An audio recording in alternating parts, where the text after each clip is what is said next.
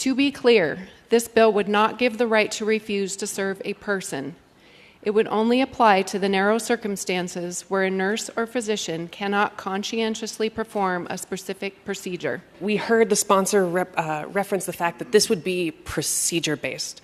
I want to point us to the bill that is not accurate. That is a misrepresentation. This is not, as the sponsor said, a nurse or physician having a conflict with care.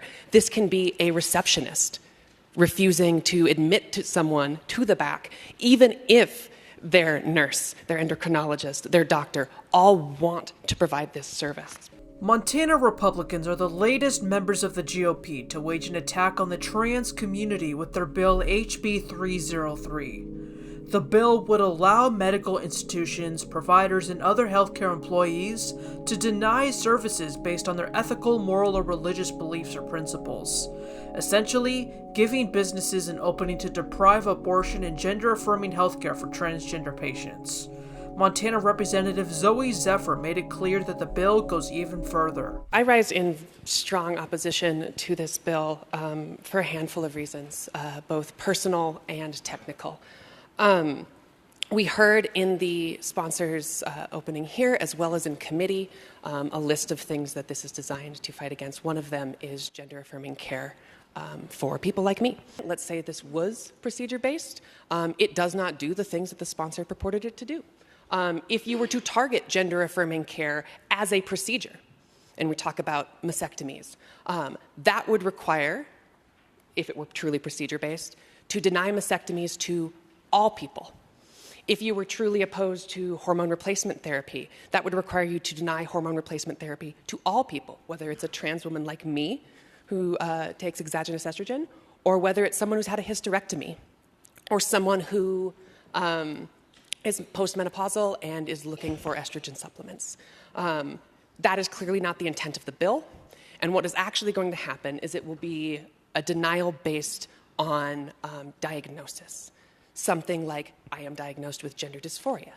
And the thing is, that is inherently discriminatory because you cannot parse my diagnoses from who I am.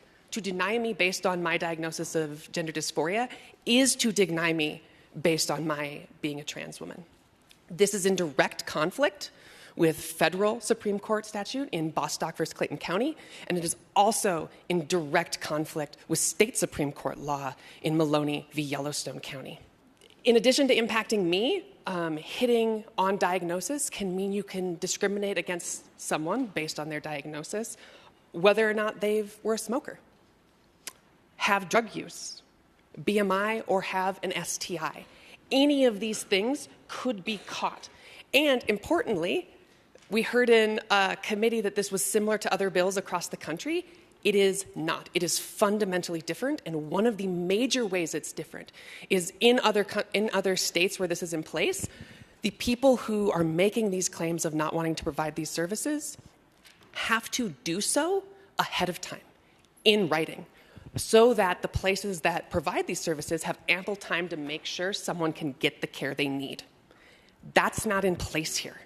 So what you can have is someone who has never said a peep about any issue whatsoever, and the moment someone like me walks in, or maybe someone walks in with an STI, they can say, the receptionist can say, nope, I'm not going to do that. I have an objection to that, a strong moral or ethical belief.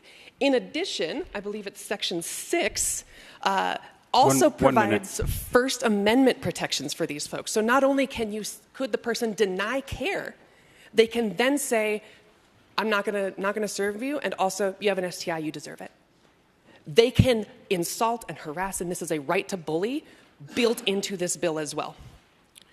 So to me, this bill is such a slap in the face to the fact that when we talk about discrimination, we need to consider that the people who are seeking out medical care have a right to that medical care. And without any guardrails on this, we're denying people at any stage in the process. I'd urge you to vote no on this bill. Thank you.